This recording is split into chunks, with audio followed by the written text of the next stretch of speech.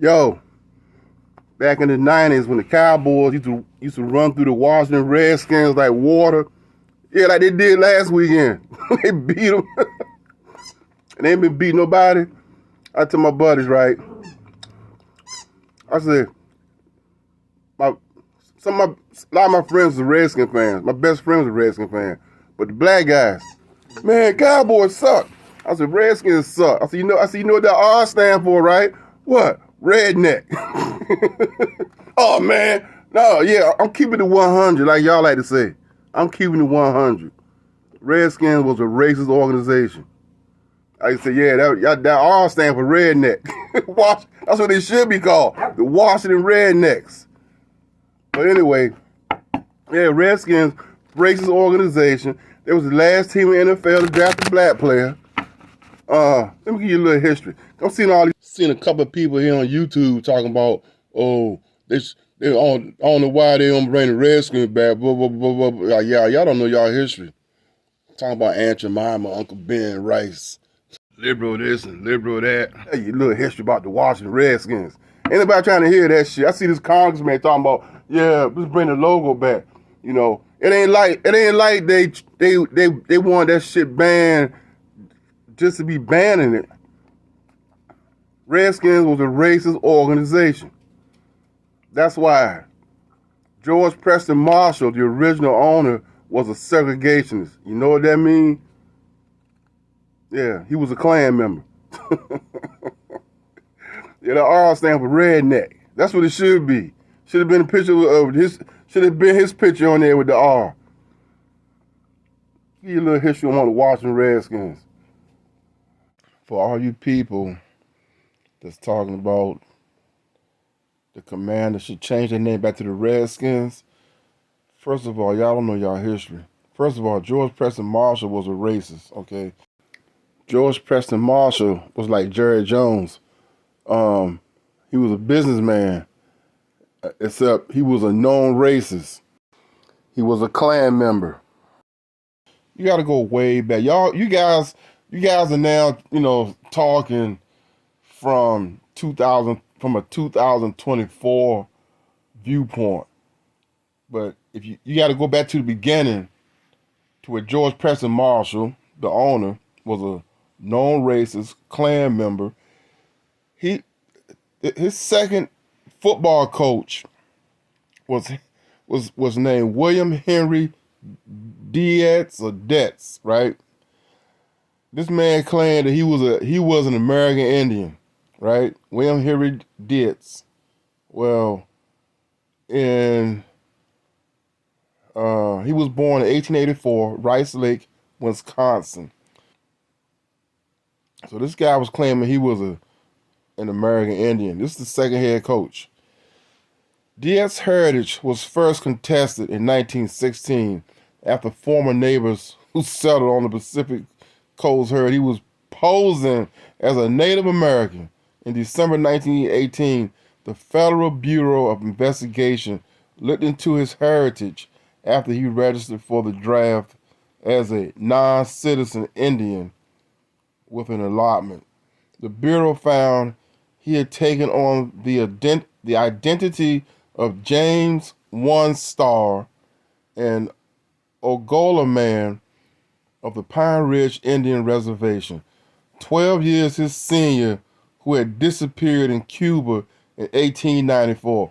Diaz also claimed he was the head of an American film company that produced propaganda films for the war. Man was lying his ass off. Diaz was tried in Spokane, Washington in June 1919 for the first offense. One Star's sister, the real Indian, Celine Eaglehorse, testified after seeing him for the first time at the trial that Diaz was definitely not her brother. Still, the judge instructed the jury to determine whether Diaz believed he was Native American, not whether it was true. Despite that others had witnessed his birth in the summer of 1884 or had seen him the following day, Diaz's mother, Lena, claimed he was the Native American son of her husband, who had been switched. You can't make this stuff up. Who had been switched a week or more after she had a stillbirth. Diaz's acting ability, along with his mother's fallacious testimony to protect him from prison, resulted in a hung jury, but Diaz was immediately re-indicted. The second trial resulted in a sentence of 30 days in Spokane County Jail after he pleaded no contest. Yeah, of course. Back then, you know, Diaz's true heritage remains controversial. But here's my point, right? Like I said, you guys are looking at this from all of a sudden from a 2024 viewpoint. You guys don't have a clue. You probably don't even know who George Preston Marshall was. The man was an absolute racist. The Redskins was the last team in the NFL to draft a black player. The last team in the NFL to be integrated. George Preston Marshall was born on this date in 1896. He was a white American businessman and segregationist. George Preston Marshall was born in Grafton, West Virginia, where his parents, Thomas Heidelbrand Marshall and Blanche Preston Marshall, owned the local newspaper. When he was a teenager, his family moved to Washington, D.C. after his father bought a laundromat business there. He attended Friends Select School, played baseball, and then briefly attended Randolph-Macon College before quitting school at age 18. He pursued acting and was an extra for a local theater, but he was drafted into World War I, although he did not leave the country. He was discharged from the Army in December of 1918. Upon his father's death in 1919, he took over the two laundromat store business. Two-store laundromat business. In 1926, he financed the Washington Palace Fire basketball team. The team folded in 1928. In 1920, Marshall married Elizabeth Morton, a former Ziegfeld Follies girl. They had two children, Catherine and George P. Jr., who separated in 1928 and divorced in 1935. His mistress in the 1920s and 30s was silent screen actress and Ziegfeld Follies dancer Louise Brooks. She called him Wet Wash because he owned a laundromat chain. He was married to film actress author Corinne Griffith from 1936 to 1957. She referred to him in print as the Marshall without a plan. In 1932, he and three other partners were awarded an NFL franchise for Boston. The team was known as the Boston Braves, as it played on the same field as baseball's Boston Braves. After the team incurred a $46,000 loss in his first season, Marshall's partners sold their interest to him. In 1933, he moved the team from Boston Field to Fenway Park, which the team shared with the Boston Red Sox. He hired coach Lone Star William Henry Diaz, who claimed to be part Sioux, and changed the team's name from the Braves to the Redskins. Marshall said he chose the name so the team could keep its Native American logos. In 1946, he sold the laundromat business, having grown it to 57 locations. In the 1950s, Marshall was the first NFL owner to embrace television.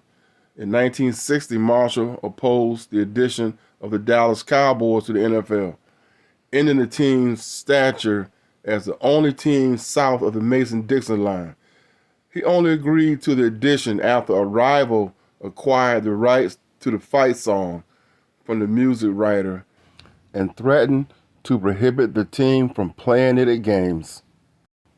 You guys should know who the rival was, right? It was the Dallas Cowboys. So this is basically how the Cowboys got into the NFL, because George Preston Marshall had been cop blocking and teasing the Cowboys for years about, I'm going to let you guys get in, and every year he changed his mind. Clint Murchison, this is how the Cowboys got into the league. Clint Murchison Jr. had tried to purchase the Washington Redskins from Marshall in 1958 with the intent on moving them to Dallas. An agreement was struck, but as the deal was about to be finalized, Marshall called for a change in terms, which infuriated Murchison, and he called off the deal. Marshall then opposed any franchise for Murchison in Dallas, since NFL expansion needed unanimous approval from team owners at the time. Marshall's position would prevent Murchison from joining the league. Marshall had a falling out with the Redskins band leader Barney Breeskin, who had written the music to the Redskins fight song, Hail to the Redskins, and Marshall's wife had penned the lyrics. Breeskin owned the rights to the song and was aware of Murchison's plight to get an NFL franchise. Angry with Marshall, Breeskin approached Murchison's attorney to sell him the rights to the song before the expansion vote in 1959. Murchison subsequently purchased Hail to the Redskins for $2,500. Before the vote to award franchises in 1959, Murchison revealed to Marshall that he now owned the song and barred Marshall from playing it during games. After Marshall gave Murchison a long, curse-filled soliloquy tirade, Murchison sold the rights to Hail to the Redskins back to Marshall in exchange for his vote, the lone one vote against Murchison getting the franchise at the time, and a rivalry was born. So that's how the Cowboys got to the NFL. They bought the Hail to the Redskins song and sold it back to George Preston Marshall for their vote to get into the NFL. Hail to the Redskins. The music was composed in 1937 by Barney Breeskin, with lyrics written by Corinne Griffith, George Preston Marshall's wife. The musical arrangement and lyrics have since gone through various revisions. The song was known as Hail to the Redskins. The original lyrics were written by Marshall's wife, Corinne Griffith, to reflect the Native American warrior imagery of the team as the Redskins. The lyrics were later reworked to be less offensive to contemporary sensibilities, although the Redskins name became increasingly criticized as a racial slur. Washington began playing the song at home games for the 1938 season. Hail to the Redskins is the second oldest song for a professional American football team. The oldest fight song is Go You Packers Go, composed in 1931 for the Green Bay Packers. Anyway, these are the original fight song lyrics for Hail to the Redskins. Hail to the Redskins. Hail victory. Braves on the warpath. Fight for old Dixie. Scalp 'em, swamp 'em. We would take 'em big score. Read 'em, weep 'em. Touchdown, we want heap more.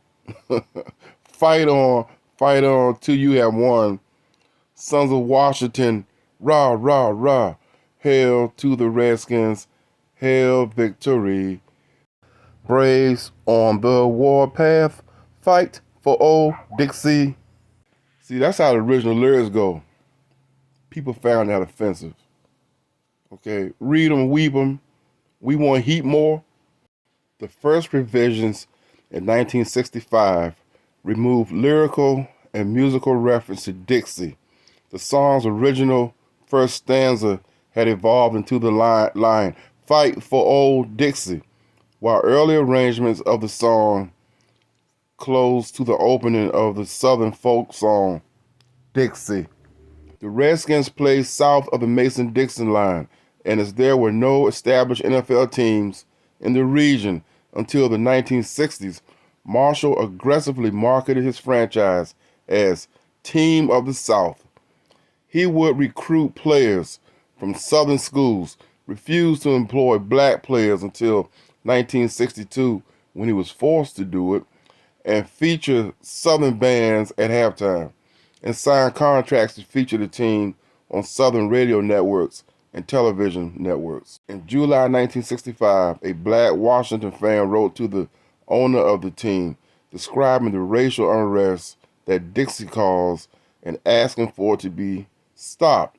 According to an article, the Washington Afro-American of October 23, 1965, Dixie was no longer played as a counter melody starting that year. In 1972, the lyrics were altered after representatives of Native American groups raised concerns about lines that referred to the practice of scalping and used non-standard grammar and stereotypical of Native American speech. Team President Edward Bennett Williams met with delegation of Native American representatives, including Dennis Banks from the American Indian Movement, LaDonna Harris, President of Americans for Indian Opportunity, and Leon Cole, President of the National Congress of American Indians. They asked him to replace the team nickname, retire the female Redskinette dancers in pseudo-native dress, and change the lyrics to the fight song. Williams listened to their concerns, but in the end, he only changed the song lyrics saying, "The swampums, scalpums, and heapums is mockery of dialect. We won't use those lyrics anymore." That was mighty nice of you. In 1960, Marshall sold 25% of the team to Jack Kent Cooke for $350,000. Marshall was extremely frugal and did not let the team spend money on travel, expenses, and salaries. As a result of a gentleman's agreement promoted by Marshall, NFL teams did not sign black players until 1946. When two teams broke the agreement, Marshall refused to do so, claiming that integrating the team would cause the team to lose fans in the southern United States. And his team was the southernmost team in the NFL. He said, "We'll start signing Negroes when the Harlem Globetrotters." He said, "We'll start signing Negroes when the Harlem Globetrotters start signing whites." Marshall downplayed the issue of integration, saying, "I'm surprised that with the world on the brink of another war, they are worried about whether or not a Negro is going to play for the Redskins," and doubted that the government had the right to tell the showman how to cast the play. Marshall had a long-running feud with Redskins shareholder Harry Wismer, who favored integration. In 1962, United States Secretary of the Interior Stuart Udall and Attorney General Robert F. Kennedy issued an ultimatum. Unless Marshall signed a black player, the government would revoke the Redskins' 30-year lease on D.C. Stadium, later known as RFK Memorial Stadium, which had been paid for by government money and owned by the city government. Marshall gave in. Marshall selected Ernie Davis. Ernie Davis was the first black player to receive the Heisman Trophy. Syracuse University's black All-American running back as the top draft choice in the 1962 NFL Draft. However, Davis refused to play for the team. Yeah, because he knew Preston Marshall was a racist, and was traded to the Cleveland Browns for All-Pro Bobby Mitchell, who became the first African American to play a game for the Redskins. Marshall became an enthusiastic supporter of Mitchell. The Redskins only had 3 winning seasons in the 23 years between the 46 integration of the NFL and Marshall's death of 1969. On the television show, Oscar Levant asked Marshall if he was an anti-Semitic, to which he responded, "Oh no, I love Jews, especially when they're customers." In August 1962, he underwent surgery to correct a hernia. Later, he suffered a cerebral thrombosis. In 1963, soon after his induction to the Pro Football Hall of Fame, Marshall suffered a debilitating stroke that left him legally incompetent to manage his affairs. Okay, he died in 1969. So that's some of the history on the Washington Redskins. And all you guys talking about, well, they should change it back. Tell you what, if the Indians don't want it back, then why should you? And my other point is this, right?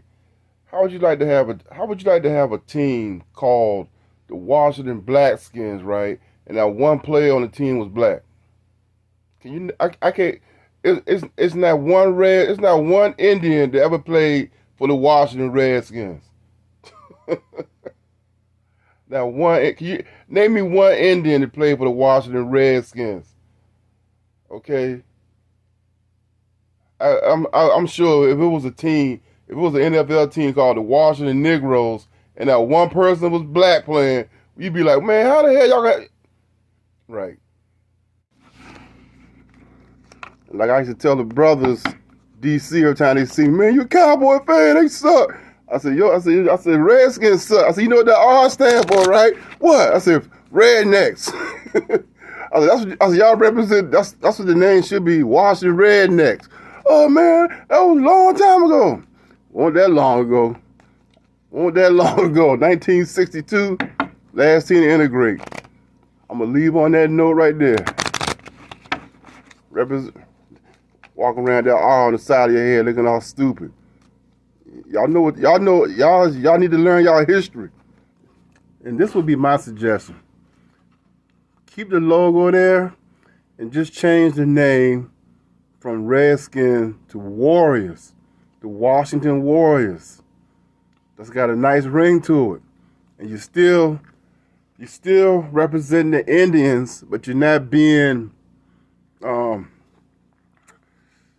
racist. You know, you're being politically correct. Warriors, because the Indians were warriors. Okay? Native American, they were warriors. That's my suggestion. Change it, bring the logo back, change the name to the Washington Warriors. And that way you can still keep your Indian people, everybody can still represent, and it's very similar to Redskins without being ignorant and racist. Washington Warriors. Yeah, and also saying the Warriors, any race can be a warrior. So that's a cool name right there, the Washington Warriors. Any race can be a warrior. Black, white, red, brown. Everybody can come in. The Warriors. Like the game. Like the game movie, the Warriors. That one black guy was dressed like an Indian. Peace.